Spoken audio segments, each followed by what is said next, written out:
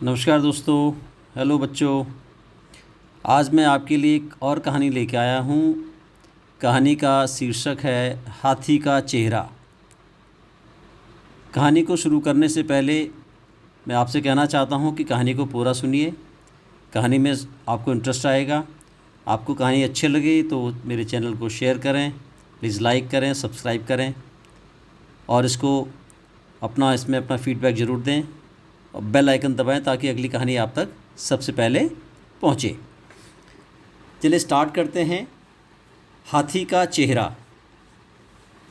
एक बार की बात है, एक राजा के पास एक हाथी था जिसका नाम था गर्ली फेस, यानी कि लड़की की तरह उसकी शक्ल थी।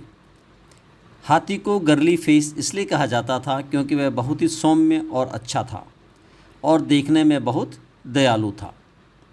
हाथियों का रखवाला अक्सर कहा करता था, गर्ली फेस कभी किसी को नुकसान नहीं पहुंचाता।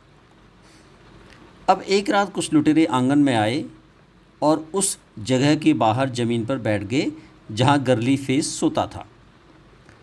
लुटेरों की बातचीत से गर्ली फेस जाग गया। घर में घुसने का यही तरीका है, उन्होंने कहा। घर में घुसने के बाद जो भी जाग जाए उसे मार डालो। एक लुटेरे को मारने से नहीं डरना चाहिए, यानी कि लुटेरों को मारने से डरना नहीं चाहिए।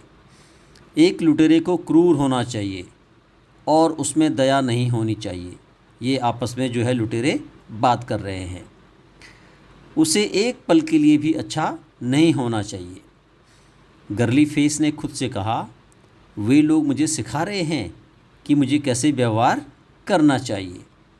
मैं क्रूर बनूंगा, मैं दया नहीं दिखाऊंगा, मैं अच्छा नहीं रहूंगा, एक पल के लिए भी नहीं।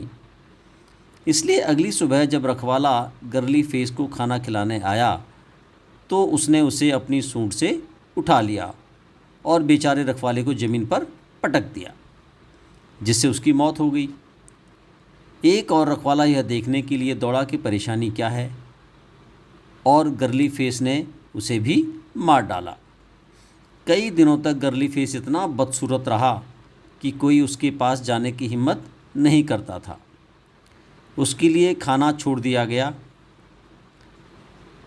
लेकिन कोई भी आदमी उसके पास नहीं जाता था, डर के मारे।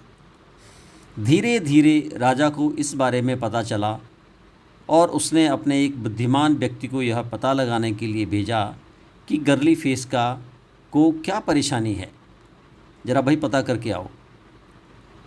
बुद्धिमान व्यक्ति गर्ली फेस को लंबे समय से जानता था। उसने हाथी को ध्यान से देखा और ऐसा कुछ भी नहीं पाया जिससे ऐसा लगे कि यह कोई समस्या है। आखिरकार उसने सोचा, गर्ली फेस ने कुछ बुरे लोगों को बात करते हुए सुना होगा।